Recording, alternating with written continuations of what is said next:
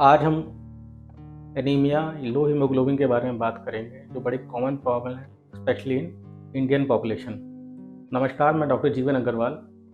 I am working as associate director in department of medicine in Max super speciality hospital and I run my own clinic in Pitampura. आज हम anaemia जो लो haemoglobin जो बड़ी ही ऐसी problem है जो नज़रअंदाज की जाती है, उसके बारे में बात करेंगे।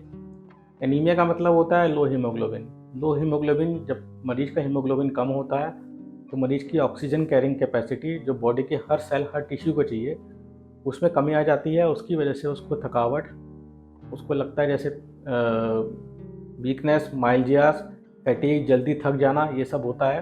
और लॉन्ग टर्म में अगर काफ़ी हीमोग्लोबिन कम हो जाए तो उसमें सांस की दिक्कत भी आ सकती है। इसके हिंदुस्तान में भारत में दो प्रमुख कारण पाए गए हैं। एक तो आयरन डेफिशिएंसी एनीमिया, जिसमें आयरन की कमी होती है, और सेकेंडली विटामिन B12 की कमी, जो एक तरह का विटामिन होता है। आयरन जो हमारी डाइट में मिलता है वो हमें हरी सब्जियों में मिलता है।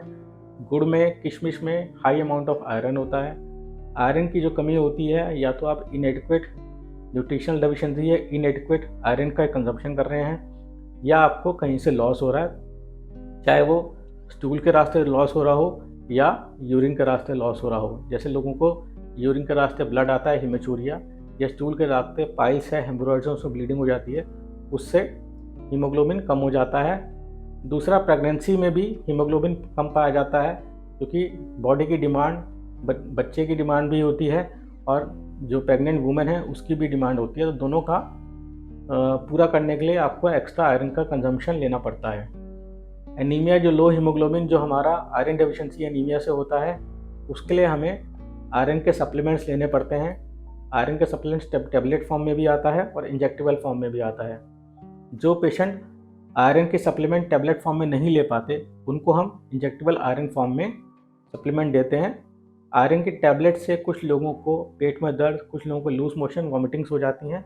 अगर इस तरह की कोई प्रॉब्लम आती है तो आपको इंजेक्टेबल आयरन ईजिली अवेलेबल है, आप लगवा सकते हैं। उससे आयरन की कमी आपकी पूरी हो जाएगी और आपका हीमोग्लोबिन जो है वो पूरा हो जाएगा, और आपके जो लो हीमोग्लोबिन एनीमिया की वजह से सिम्टम्स हैं उसमें भी सुधार आएगा। दूसरा मेजर कारण जो ऑफ लेट हम लोग देख रहे हैं, vitamin B12 deficiency. Indian population ज़्यादातर वेजिटेरियन डाइट लेती है। विटामिन B12 एक्सक्लूसिवली आपके नॉन वेज डाइट में पाया जाता है।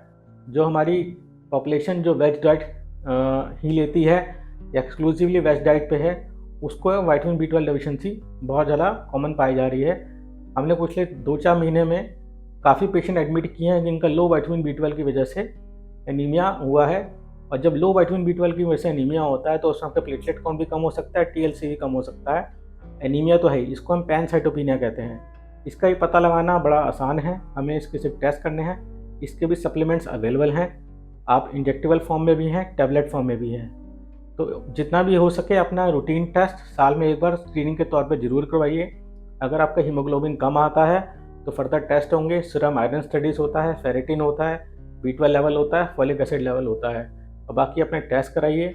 अगर आपको किसी न किसी कारण से हम हीमोग्लोबिन कम है और उसमें आपको आयरन डेफिशिएंसी निकलती है या B12 डेफिशिएंसी मिलती है, इसको आप बिल्कुल अच्छी तरह से सुधार कर सकते हैं अगर आप सप्लीमेंट्स लें और रेगुलरली अपनी डाइट का ध्यान रखें। धन्यवाद।